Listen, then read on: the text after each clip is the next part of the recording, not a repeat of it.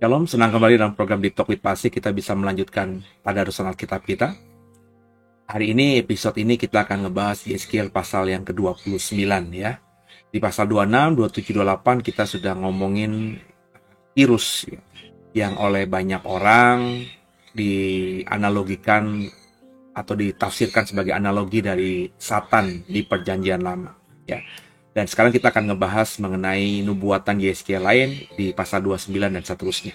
Sebelum kita mulai, sejenak kita tenangkan diri dan kita berdoa mengandalkan Roh Kudus supaya Dia bantu kita mengerti ayat-ayat yang kita baca sebentar. Tundukkan kepala, kita doa. Makasih Tuhan buat episode ini kami boleh kembali berkumpul dalam ruang aplikasi Zoom ini. Kami mau belajar, kami mau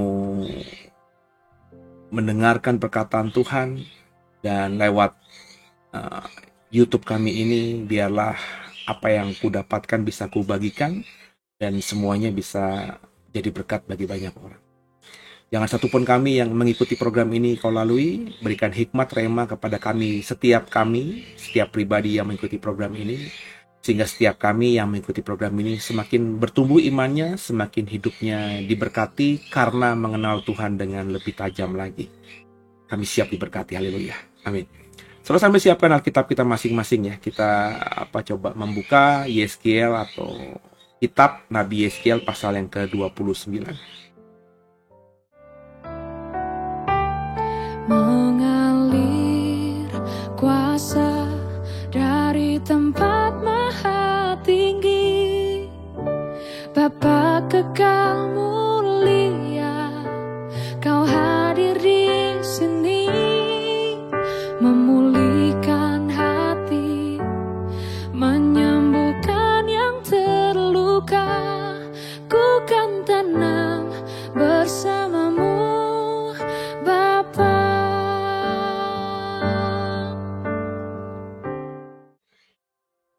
Ya, Yeskiel pasal yang ke-29, perikopnya nubuatan melawan Mesir dan Firaun. Ya, seperti dalam beberapa episode sebelumnya, argumentasi saya selalu sederhana bahwa ketika kita mengatakan misalnya, contohnya beberapa pasal kemarin, Tirus itu adalah analogi dari Satan di Perjanjian Lama, lalu siapa Mesir? Siapa Firaun? Ya, kalau Mesir dan Firaun di sini kita tafsirkan sebagai negara, kerajaan atau raja atau tokoh manusia yang ada di bumi ini. Tentunya juga dalam konteks ketika kita menemukan ada sebuah negara atau seorang raja disebutkan di dalam kitab Yeskiel, ya kita harus menafsirkannya dengan sama. Ya, nggak mungkin dalam satu rangkaian kalimat. Sekali lagi, waktu Yeskiel nulis ini tidak ada pasal, tidak ada judul perikop, bahkan tidak ada ayat. Jadi satu kesatuan kayak surat begitu. Ya, tentu akan menyulitkan yang membacanya jika dalam satu rangkaian kalimat gitu ada yang harus ditafsirkan secara analogi, ya, simbolik ya. Sedangkan beberapa tempat harus ditafsirkan secara literal, dipahami secara apa adanya. Dan di tempat lain kita harus menerka-nerka ini maknanya apa, artinya apa ya, karena kita mencampur adukan antara tafsir segala macam itu dengan ketika membaca satu surat gitu ya. Ya, tidak tertutup kemungkinan ada beberapa seperti itu, tapi tentu tidak berulang, saudara ya, tidak terlalu sering. Seperti misalnya ketika kita membaca kitab Wahyu, ada beberapa yang memang bisa ditafsirkan literal, tapi beberapa ditafsirkan harus secara simbolik ya. Karena contohnya misalnya naga ya, itu kan bukan binatang yang real ya. Konon katanya dulu ada, tapi saya yakin di zaman Perjanjian Baru pun naga sudah tidak ada gitu, saudara ya. Tidak ada naga gitu. Jadi simbol naga atau kata naga di Perjanjian Baru, khususnya di kitab Wahyu, ini tidak bisa kita tafsirkan literal begitu, saudara ya. Ini kan sesuatu yang tidak bisa dimengerti oleh nalar logika manusia. Makanya naga itu harus ditafsirkan. Ini bermakna simbolik. Tapi kan nggak semuanya harus begitu. Ya, nggak semuanya harus bermakna simbolik, saudara ya.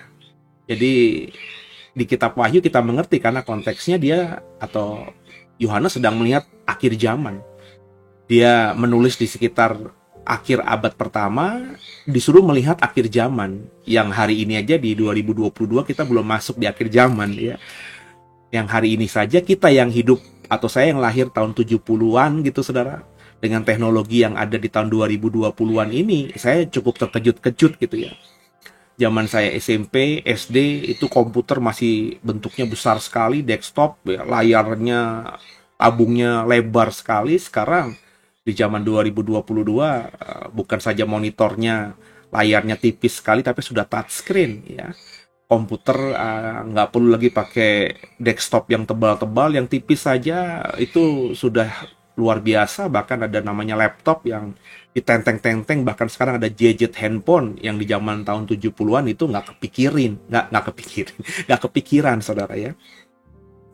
Saya aja yang cuma sekitar jeda 50 tahun saja, itu teknologi sekarang ini begitu cepatnya. Apalagi Yohanes, Bapak bisa bayangin ya, ketika dia hidup di akhir abad pertama di tahun 90-an Masehi, disuruh melihat tahun 2022 ini, ketika dia lihat gitu ada orang telepon-teleponan ya, ada yang pakai alat handphonenya dipegang di kuping, ada yang cuma pakai wireless gitu ya, jadi tidak ada, tapi dia ngomong kayak ngomong sendiri. Coba bayangin ketika Yohanes melihat situasi 2022, di mana hari ini orang pakai earphone gitu ya, yang wireless, terus dia juga bisa ngomong, ada speakernya yang wireless juga ya. Terus dia ngomong sendirian di taman ya, mulutnya komat kamit. Terus Yohanes disuruh melihat yang hidup di tahun 90-an Masehi ya, bukan 1990 ya, bukan 1890 gitu. Dia tahun 90 Masehi, 2000 tahun yang lalu kurang lebih, disuruh melihat, dan dia lihat orang komat kamit di sebuah taman sendirian, kiri kanannya nggak ada orang. Kira-kira apa yang Yohanes lihat tentang itu? Tentu dia akan melihat bahwa saya dalam penglihatan itu, Tuhan memperlihatkan saya untuk melihat ada banyak orang gila yang sedang duduk di taman-taman yang bunganya indah, rumputnya indah, tapi duduk di sebuah bangku ya, dan dia komat kamit. Rupanya orang-orang akhir zaman banyak yang gila. Padahal Yohanes tidak tahu itu teknologi, di mana orang sedang berbicara ya. Meskipun lawan bicaranya tidak ada di depan matanya, tapi lawan bicaranya bisa dia mengerti. Jadi itu yang saya katakan bahwa ya, untuk Wahyu saya bisa memahami, tapi Yeskiel ini kan bicara soal Tirus, Mesir, ya, Amon kemarin, itu kan bangsa-bangsa yang di zamannya Yeskiel sudah ada. Ya, jadi andai kata ini pun nubuatan, ya, tapi peristiwa yang dinubuatkan oleh Yeskiel ini tidak terlalu jauh dari waktu dia hidup, nangkap ya. Dan zaman dulu perkembangannya lambat. Karena sekarang teknologi yang canggih, perkembangannya cepat, perubahannya cepat. Tapi zaman dulu lambat, saudara. Ya, di zamannya Musa, Firaun yang paling canggih, alat tempurnya ya kereta kuda. Ya, itu kurang lebih kan sekitar 500-600 tahun, bahkan mungkin 800-900 tahun sebelum Masehi. Kalau kita hitung-hitung gitu ya, zamannya Firaunnya Mesir. Ya. Tapi di abad-abad Masehi, di zaman pemerintahan Kaisar Romawi, ya, Caesar, itu juga angkatan perangnya ya menggunakan kereta tempur juga. Sama. Ya mungkin bedanya roda di zaman Firaunnya Musa sama roda di zaman Kaisarnya yang hidup di zaman Perjanjian Baru, rodanya mungkin lebih bagus ya. Keretanya mungkin lebih ringan karena teknologi, tapi tetap aja bentuknya kereta gitu. Nggak beda jauh, nangkap saudara ya. Yang menjadi alatnya juga kuda, ya kuda meskipun ada perubahan fisik karena makanan dan lain sebagainya, tetap aja kuda gitu saudara. Ya. Tapi zaman sekarang kan berbeda. Ya, zaman saya kecil naik pesawat itu sesuatu yang mahal, sekarang orang bisa naik pesawat. Tapi sebentar lagi orang nggak perlu naik pesawat, naik drone. Di Cina sudah ada drone yang bisa membawa manusia dari satu titik ke titik yang lainnya, bahkan bisa ratusan kilo, bahkan ratusan kilometer ya, jaraknya. Bisa memindahkan orang dari satu provinsi dari Jakarta bisa ke Solo naik drone, bukan naik pesawat. Itu saya yakin nggak sampai 5 tahun 10 tahun lagi itu sudah menjadi sesuatu yang gampang kita lihat ya. Nah, jadi siapa Mesir, siapa Firaun? Kalau Tirus itu adalah Satan ya. Tapi saudara tentu sudah mengikuti pemahaman saya. Saya hanya mengungkapkan bagi saudara yang baru pertama kali dengar saya di program ini. Kita baca ayat 1. Pada tahun ke-10, dalam bulan yang ke-10, pada tanggal 12 bulan itu, datanglah firman Tuhan kepadaku. Hai anak manusia, tujukanlah mukamu kepada Firaun, Raja Mesir, dan bernubuatlah melawan dia dan melawan seluruh Mesir. Berbicaralah dan katakan, beginilah firman Tuhan Allah. Lihat, aku menjadi lawanmu, hai Firaun, Raja Mesir, buaya yang besar, yang berbaring di tengah anak-anak sungaimu, yaitu Nil. Dan yang berkata, sungai Nil, aku punya, aku yang membuatnya. Aku akan mengenakan kelikir pada rahangmu, dan membuat ikan dari anak-anak sungaimu berlekatan pada sisikmu. Aku akan mengangkat engkau dari tengah anak-anak sungaimu dengan segala ikannya yang berlekatan pada sisikmu. Dan aku akan melemparkan engkau ke padang gurun. Ya, engkau dengan segala ikan anak-anak sungaimu. Engkau akan jatuh di padang dan tidak akan dipungut atau dikubur. Aku memberikan engkau menjadi makanan binatang-binatang liar dan burung-burung di udara. Dan membuat penduduk Mesir akan mengetahui bahwa akulah Tuhan. Oleh karena engkau ibarat tongkat bambu bagi kaum Israel. Pada saat mereka memegang engkau dengan tangan, engkau patah terkulai dan engkau melukai bahu mereka semua. Dan waktu mereka bertopang padamu, engkau patah dan engkau membuat mereka semua terhuyung-huyung. Oleh sebab itu, beginilah firman Tuhan Allah. Sungguh, aku mendatangkan pedang atasmu dan melenyapkan manusia dan binatang daripadamu. Sehingga tanah Mesir akan menjadi sunyi sepi dan menjadi reruntuhan. Dan mereka akan mengetahui bahwa akulah Tuhan. Oleh karena engkau berkata, sungai Nil aku punya, aku yang membuatnya. Maka sungguh aku menjadi lawanmu dan lawan anak-anak sungaimu. Dan aku akan membuat tanah Mesir menjadi reruntuhan, menjadi sunyi sepi mulai dari Migdol sampai Siena, bahkan sampai perbatasan tanah Ethiopia. Tidak seorang manusia pun akan melintasinya, bahkan seekor binatang pun tidak, dan tanah itu tidak akan didiami selama 40 tahun.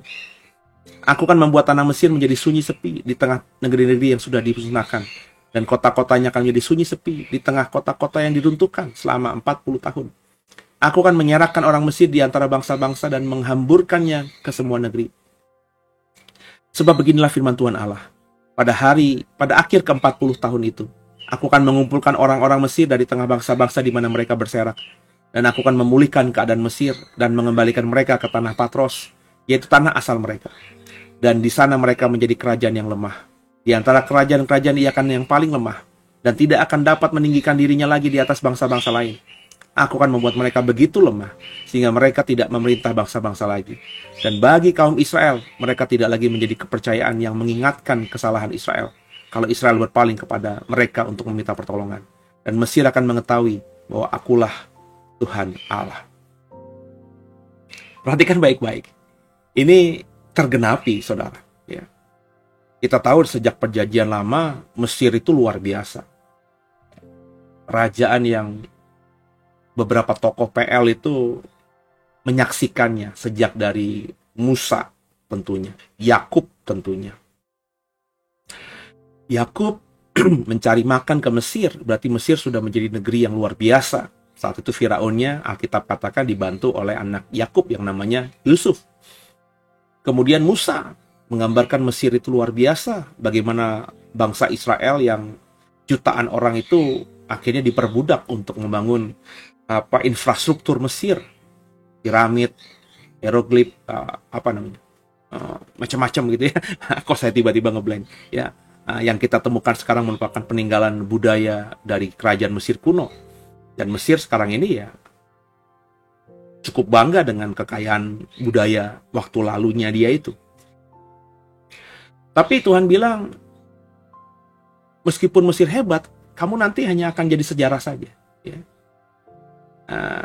Zaman dulu, zaman perjanjian lama, Mesir itu selalu gambaran dari orang Israel yang lupa sama Tuhan. Ya. Jadi kalau Israel lupa sama Tuhan, biasa di perjanjian lama Tuhan berkata, ingatlah keberadaanmu di Mesir, kurang lebih begitu. Jadi Tuhan ingin mengatakan lewat nabi-nabinya ketika Israel di Mesir itu karena kesalahan mereka. Karena dosa mereka. Dan kemudian kalau kita juga membaca perjanjian lama, ya, ketika Israel meminta tolong pada Mesir, itu seperti sebuah kebodohan. Karena Mesir itu tempat berhala, negeri kafir.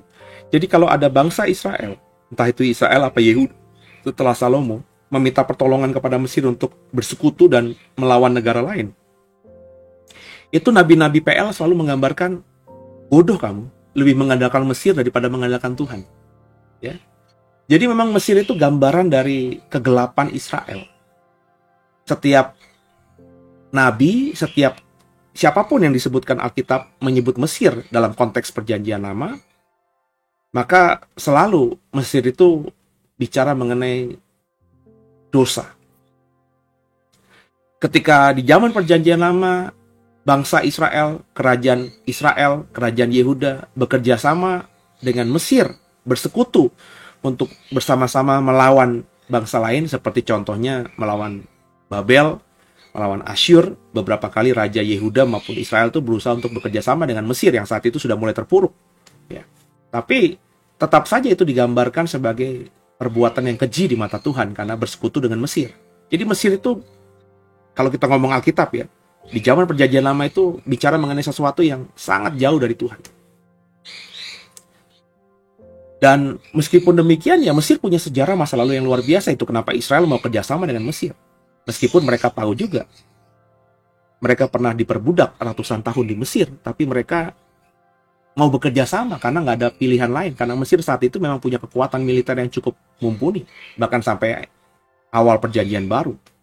Kita tahu cerita soal Cleopatra dan Julius Caesar, ya, Cleopatra dan Antony dan lain sebagainya. Jadi percintaan mereka antara Firaun, dalam hal ini Cleopatra, dan juga Kaisar Caesar Roma itu begitu menjadi cerita romantisme di abad-abad pertama Masehi. Yang saya mau katakan saudara bahwa Tuhan sudah menubuatkan bahwa Mesir tidak akan seperti itu lagi. Firaun yang di zaman perjanjian lama begitu bangganya akan kehebatan dia dan Firaun sebelumnya. Mesir aku yang buat, Sungai Nil aku yang buat, kata Tuhan. Aku nanti akan membawa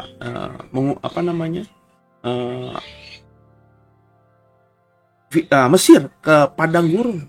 Aku akan membuat nanti ikan-ikannya melekat pada sisikmu, ngomong tentang Firaun.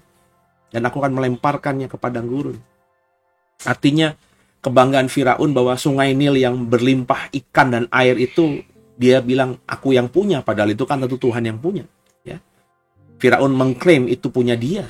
Dan Tuhan berkata, nanti suatu waktu akan kubuang bersama semua yang kau bilang hebat itu ke padang gurun. Selama 40 tahun.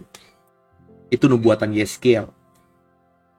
Secara ketepatan apakah 40 tahun dan di waktu kapan, saya tidak bisa melihatnya di Alkitab. Tentu kalau kita mau melihatnya di Alkitab, mungkin tidak kita ketemu. Tapi kalau kita merunut dengan sejarah Mesir, saudara menjadi seorang sejarawan Mesir, saudara pasti akan menemukan di mana titik sehingga akhirnya Mesir itu yang dulunya hebat menjadi tidak hebat lagi. Sekarang di negara modern ini, di era modern ini ada negara Mesir. Mesir modern dengan ibu kotanya Kairo. Saya 2-3 kali ke sana gitu. Tapi ya nggak bisa dibilang Mesir sekarang ini Mesir yang hebat. Di tengah negara-negara Afrika, ya Mesir dibilang hebat tidak sebenarnya. Dibilang luar biasa tidak. Sehingga ketika menariknya nih, dulu di zaman perjanjian lama ketika Israel bekerja sama dengan Mesir, maka nabi-nabi mengkritik mereka. Kalau ada di ayat Alkitab di perjanjian lama Israel bekerja sama dengan Mesir, maka konteksnya itu si nabi sedang berkata, kau jahat di mata Tuhan karena bersepakat dengan Mesir. Padahal Mesir itu adalah gambaran penghukuman Tuhan atas Israel. Zaman perjanjian lama, Israel dibuang di Mesir ratusan tahun, diperbudak di sana. Nangkep ya? Tapi ketika era modern hari ini, ya, Bapak Ibu tentu tahu bagaimana Israel akhirnya merdeka. Dia mengadakan kesepakatan damai dengan Mesir, Sehingga saya masih ingat Presiden Anwar Sadat akhirnya dibunuh oleh orang-orang Mesir yang tidak setuju akan aksi politiknya dia yang berdamai dengan Israel. Tapi Israel modern hari ini bekerja sama dengan Mesir, sehingga kalau Bapak Ibu dari Indonesia yang tidak punya hubungan diplomatik dengan Israel, saudara bisa ke Israel lewat Mesir salah satunya, dan juga lewat Yordania. Jadi kalau lewat Mesir kita turun di Kairo, maka Bapak Ibu bisa melewati perjalanan darat menuju perbatasan, dan Bapak Ibu nyebrang ke Israel. Kita bisa. Ya, jadi kita masuk Israel lewat Mesir atau masuk Israel lewat Yordania. Mesir sudah menjadi negara sahabat dengan Israel. Mereka saling mutualisme simbiosis. Ya, orang mau berziarah ke Israel pasti harus menggunakan Mesir salah satunya. Dan Mesir tidak akan menjadi hebat kalau tidak ada wisatawan atau kunjungan tur orang-orang ke Israel yang memang mengunjungi salah satu dari kota kudus yang diakui oleh 3 agama, yakni Yerusalem.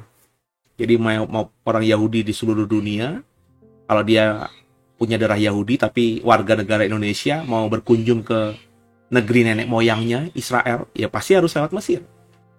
Orang Muslim juga begitu, karena Yerusalem itu adalah kota suci ketiga mereka, ada Masjid Al-Aqsa di sana. Mereka yang mau berziarah atau juga mau sembahyang di Masjid Al-Aqsa, mereka nggak bisa dari Indonesia langsung ke Al-Aqsa kan, mereka harus lewat Mesir salah satunya. Jadi orang yang mau ke Israel pasti melewati Mesir, apalagi orang Kristen. Kalau sebelum pandemi itu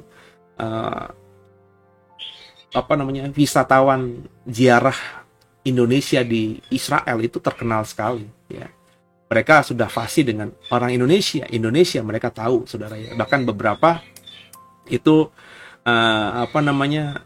sudah mengkurskan cenderamata dengan rupiah 100.000 gitu ya. 100.000 rupiah maksudnya. Kita bisa membayar dengan duit 100.000 ya. Di Mesir juga demikian. Itu artinya ya kalau tidak ada orang yang mau ke Israel, Mesir pun pariwisatanya juga akan lemah. Ya. Karena ketika dulu Israel menutup pintu buat Indonesia karena ada satu dan lain hal, Bapak Ibu ingat ceritanya, sehingga kita orang Indonesia nggak bisa masuk ke Israel, ya. Itu orang Mesir juga jumpalitan, saudara. Wisatawannya, income devisanya jatuh, karena sebenarnya kalau saya secara pribadi, saya mengunjungi Mesir ya apa gitu, ya kalau ngomongin piramid ya kalau udah sekali ya udah gitu, ya ngapain gitu, ya, nonton piramid juga ya. Seperti kalau maafkan saya, kalau ke candi-candi kalau udah sekali, ke Borobudur kayaknya udah gitu ya. Kecuali saudara lihat Borobudur dari jauh. Kalau saya kan memang sudah naik kemana-mana, ke atasnya dulu masih boleh ya. Kayaknya udah pernah gitu 2 kali dalam masa kecil dan remaja saya. Kalau dibawa ke sana lagi ya kemarin itu ya karena nganterin anak saya aja. Tapi kalau hasrat pribadi udah ngapain, udah pernah gitu loh, ya nggak berubah gitu. Dan tidak ada ketertarikan khusus tentang arkeologi ya, untuk menggali tentang cerita-cerita apa di balik makna candi atau relief Borobudur. Itu saya nonton di YouTube aja udah cukup, nggak perlu ke lapangan. Saya nggak suka panas, udah hitam soalnya. Jadi sama ya, di Mesir juga tidak terlalu ada yang indah, pariwisata yang indah, ya, jauh lebih indah Indonesia lah ya. Jadi mereka tertolong karena Israel. Nah, ketika Israel merdeka dan Anwar Sadat presiden Mesir bekerja sama dengan Israel, nggak ada tuh sampai sekarang cerita bahwa Israel bekerja sama dengan kegelapan atau Israel bekerja sama dengan Mesir ini dianggap mengandalkan dunia daripada mengandalkan Tuhan. Nggak ada cerita itu. Tergenapi apa yang dikatakan oleh Yeskiel. Perhatikan baik-baik. Ini ayat yang ke-15 ya. Di antara kerajaan-kerajaan ia akan yang paling lemah dan tidak akan dapat meninggikan dirinya lagi di atas bangsa-bangsa lain. Itu Mesir. Dan memang terbukti di wilayahnya saja ya, wilayah Afrika, Asia ya, Mesir itu ya kekuatannya apa gitu. Saya mau tanya gitu. Dulu padahal dia paling dikjaya. Ya sekarang dibandingkan misalnya dengan negara-negara Israel, dengan negara-negara bahkan Syria ya, angkatan perang, kalau ngomongin angkatan perang mereka ya bisa kalah Apalagi kalau ngomongin lawan Arab Saudi ya, kalau ngomongin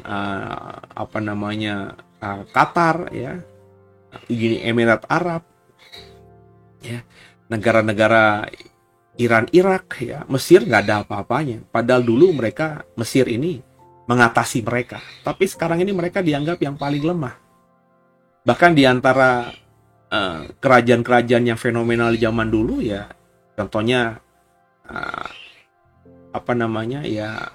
Nabatea ya, terus Israel ya, terus juga Bani Amon yang sekarang ini wilayahnya wilayah Turki, kemudian juga Asyur dan juga Babel yang sekarang sebagian adalah wilayah Irak, Iran ya. Ya, Irak, Iran, ngomongin Irak mungkin lagi masalah karena kemarin baru perang ISIS dan juga perang saudara kan saudara. Tapi ngomongin Iran, Mesir, apa kuasanya melawan Iran? Turki, Mesir siapa gitu ya? Arab, Mesir siapa? Jadi dia akan menjadi paling lemah dan tidak dapat meninggikan dirinya lagi. Ya bagi saya kalau ngomongin zaman dulu, Mesir paling tinggi hati. Tapi hari ini Mesir pasti akan tidak berani, terlalu sombong ya, menghadapi negara-negara sekitarnya. Dikatakan berikutnya, sehingga mereka tidak akan memerintah bangsa-bangsa lagi. Dan memang iya, suara Mesir tidak lagi begitu kuat, bahkan di wilayah Afrika. Apalagi kalau ngomongin Asia Afrika, kalau ngomongin dunia. Ya. Kita tidak pernah melihat lagi ada pemimpin Mesir yang suaranya didengar gitu. Ya. Powernya ada, nggak ada lagi. Ayat 16. Dan bagi kaum Israel, mereka tidak lagi menjadi kepercayaan yang mengingatkan kesalahan Israel kalau Israel berpaling kepada mereka untuk meminta pertolongan. Nah, jadi sekarang ini Israel sama Mesir kan sedang harmonisnya. Mereka saling menguntungkan. Kalau nggak ada Mesir, mungkin turis Indonesia nggak bisa masuk Israel. Akhirnya Israel kehilangan devisa.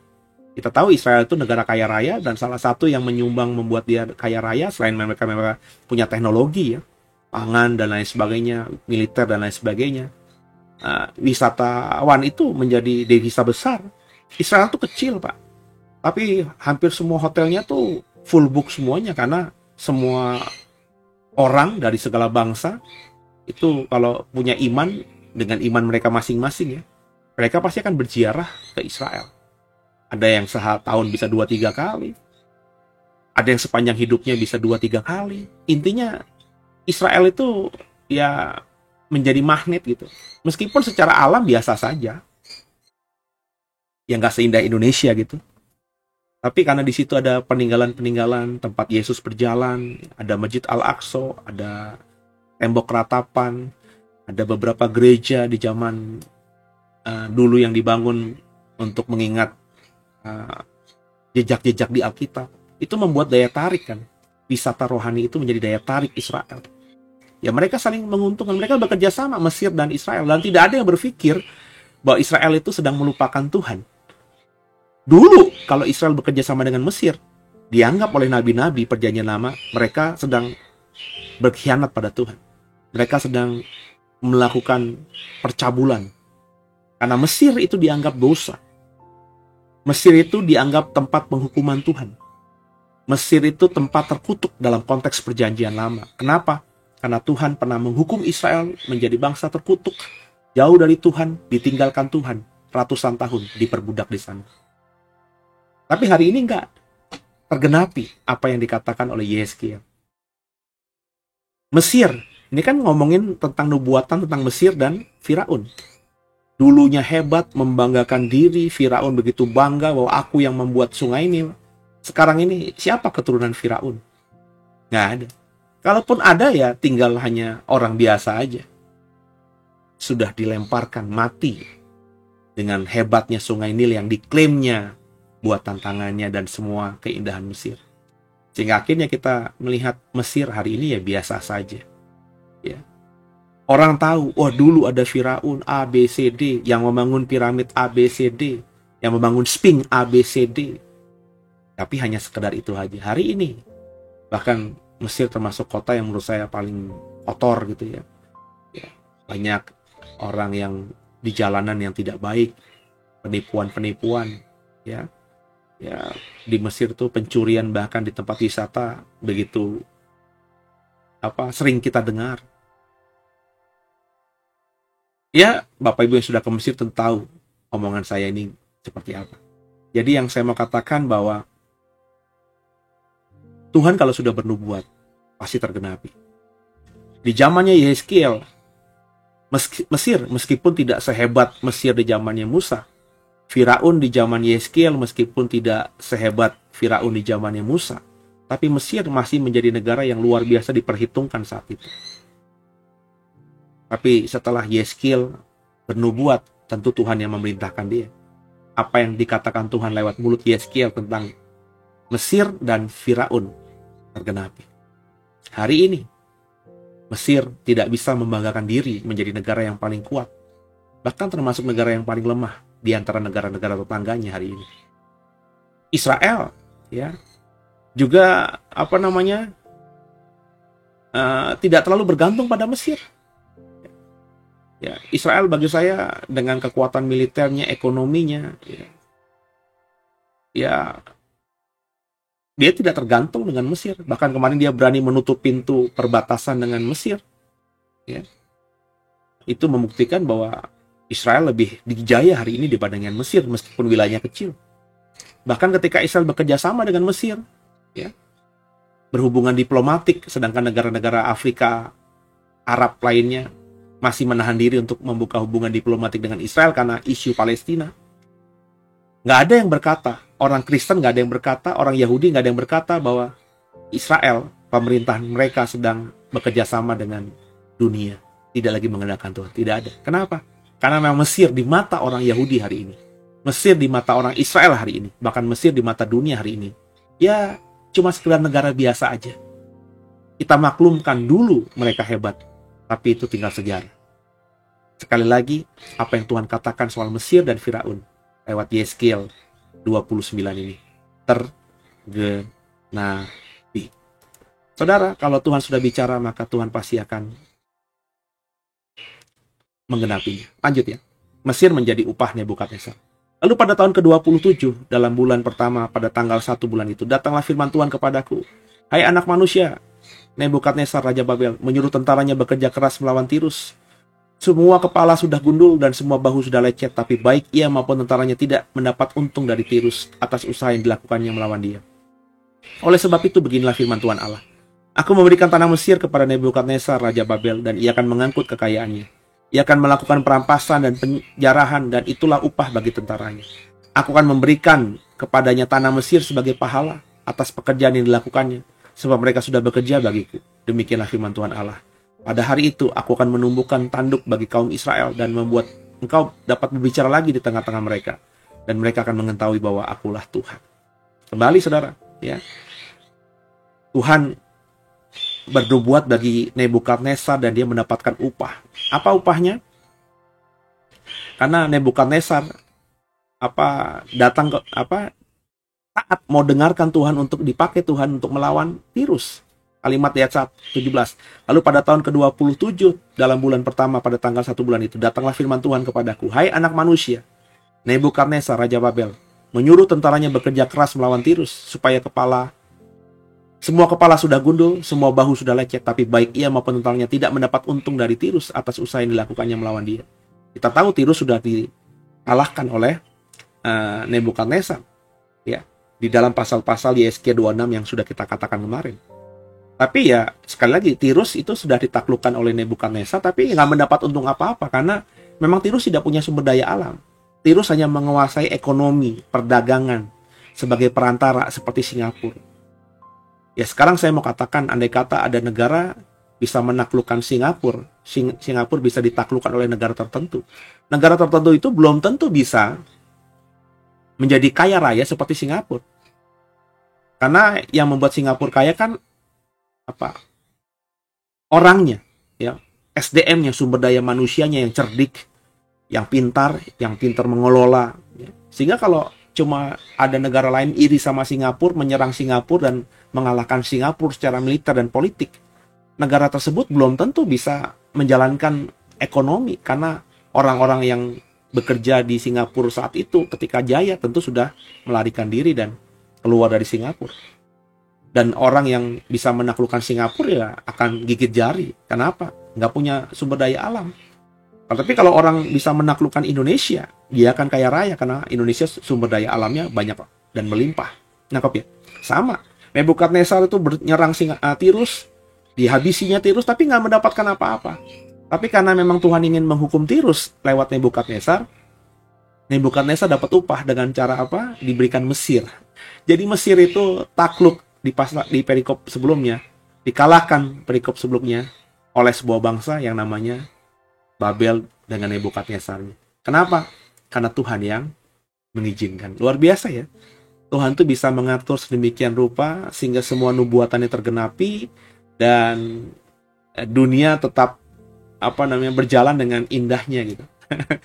Jadi dengan begini kita mengerti, andai kata sekarang ini ada perang Rusia dan Ukraina, itu campur tangan Tuhan juga. Saya nggak tahu apa rencana Tuhan. Mungkin saya akan tahu kalau saya mendalami sungguh dan menggumulinya sungguh bersama dengan Tuhan. Dan saya sih pengen ya dalam sebulan ini, dalam bulan Desember ini akan berpuasa. Saya akan coba bergumul. Saya mau mempersiapkan diri saya menghadapi 2023, 24, 25 yang kata orang gelap itu. Supaya saya lebih tajam. Saya mengajak semua untuk saling berdoa. Dan kalau saudara terberkati, siap untuk berpuasa bersama saya sebulan penuh, bisa nanti taruh di kolom live chat atau di kolom komentar nama saudara supaya kita bisa dalam puasa 1 bulan di Desember saling mendoakan. Saya bisa mendoakan nama-nama saudara gitu ya. Demikian tadarusan kita pada episode ini, bahwa apa yang Tuhan nubuatkan selalu tergenapi. Haleluya.